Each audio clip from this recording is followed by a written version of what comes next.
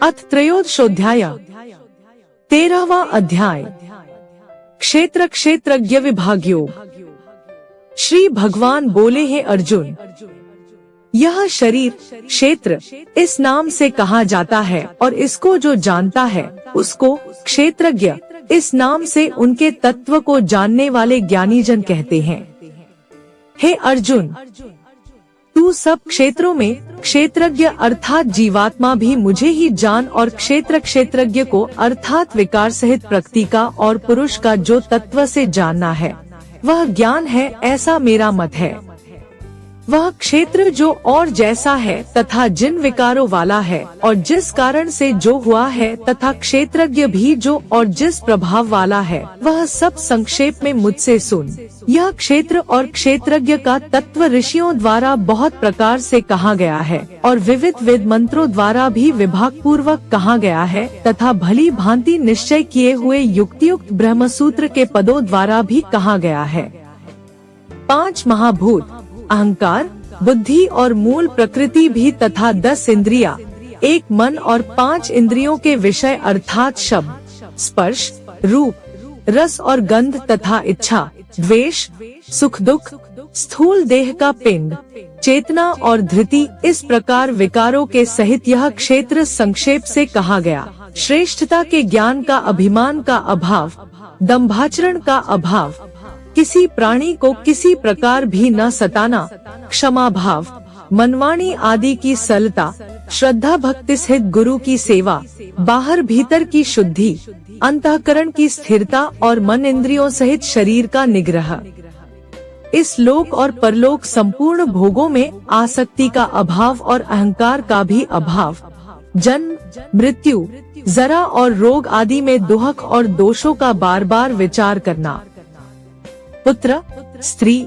घर और धन आदि में आसक्ति का अभाव, ममता का न होना तथा प्रिय और अप्रिय की प्राप्ति में सदा ही चित्त का सम रहना, मुझ परमेश्वर में अनन्य योग के द्वारा अव्यभिचारिणी भक्ति तथा एकांत और शुद्ध देश में रहने का स्वभाव और विषयासक्त मनुष्यों के समुदाय में प्रेम का न होना, अध्यात्म ज्ञान में नित्य स्थिति और तत्व ज्ञान के अर्थरूप परमात्मा को ही देखना, यह सब ज्ञान है और जो इससे विपरीत है वह अज्ञान है, ऐसा कहा है।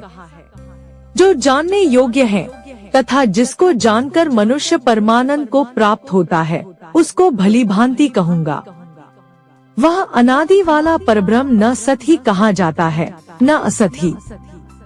वह सब और हाथ पैर वाला, सब और नेत्र, सिर और मुख वाला तथा सब और कान वाला है, क्योंकि वह संसार में सबको व्याप्त करके स्थित है। वह संपूर्ण इंद्रियों के विषयों को जानने वाला है, परंतु वास्तव में सब इंद्रियों से रहित है तथा आसक्ति रहित होने पर भी सबका धारण पोषण करने वाला और निर्गुण होने पर भी गुणों को भोगने वाला है। वह चराचर सब भूतों के बाहर भीतर परिपूर्ण है और चराचर भी वही है और वह सूक्ष्म होने से अविज्ञेय है तथा अति समीप में और दूर में भी वही स्थित है। वह परमात्मा विभाग रहित एक रूप से आकाश के सदृश परिपूर्ण होने पर भी चराचर संपूर्ण भूतों में विभक्त सा स्थित प्रतीत होता है तथा वह जानने योग्य परमात्मा के विष्णु रूप से भूतों को धारण पोषण करने वाला और रुद्र रूप से संहार करने वाला तथा ब्रह्मा रूप से सबको उत्पन्न करने वाला है। वह परब्रह्म ज्योतियों का भी ज्योति और माया से अत्यंत परे कहा जाता है।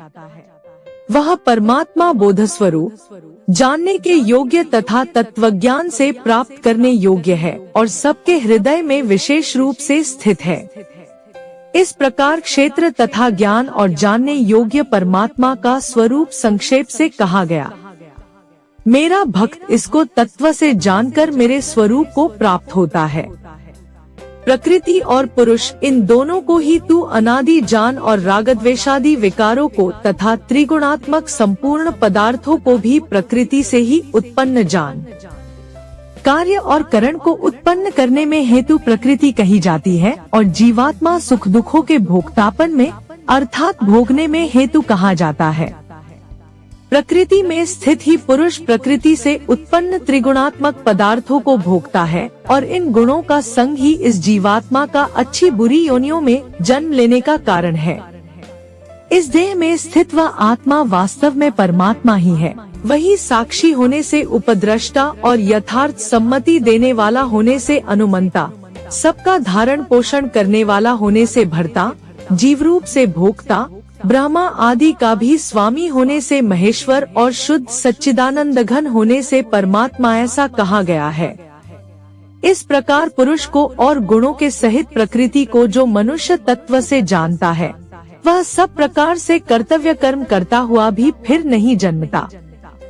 उस परमात्मा को कितने ही मनुष्य तो शुद्ध हुई सूक्ष्म बुद्धि से ध्यान के द्वारा हृदय में देखते हैं, अन्य कितने ही ज्ञानयोग के द्वारा और दूसरे कितने ही कर्मयोग के द्वारा देखते हैं अर्थात प्राप्त करते हैं। परंतु इनसे दूसरे अर्थात जो मंद बुद्धि वाले पुरुष हैं, वे इस प्रकार न जानते हुए दूसरों से अर्थात तत्व के जानने वाले पुरुषों से सुनकर ही तदनुसार उपासना करते हैं, और वे श्रवण प्रायण पुरुष भी मृत्यु रूप संसार सागर को निःसंदेह तर जाते हैं। हे अर्जुन, यावन मात्र जितने भी स्थावर जंगम प्राणी उत्पन्न होते हैं, उन सबको तू क्षेत्र और क्षेत्रज्ञ के संयोग से ही उत्पन्न जान। जो पुरुष नष्ट होते हुए सब चराचर भूतों में परमेश्वर को नाशरहित और संभाव से स्थित देखता है, वही यथार्थ देखता है। क्योंकि जो पुरुष सब में संभाव से स्थित परमेश्वर को समान देखता हुआ अपने द्वारा अपने को नष्ट नहीं करता, इससे वह परम गति को प्राप्त होता है। और जो पुरुष संपूर्ण कर्मों को सब प्रकार से प्रकृति के द्वारा ही किए जाते हुए देखता है और आत्मा को अकर्ता देखता है, वही यथार्थ देखता है।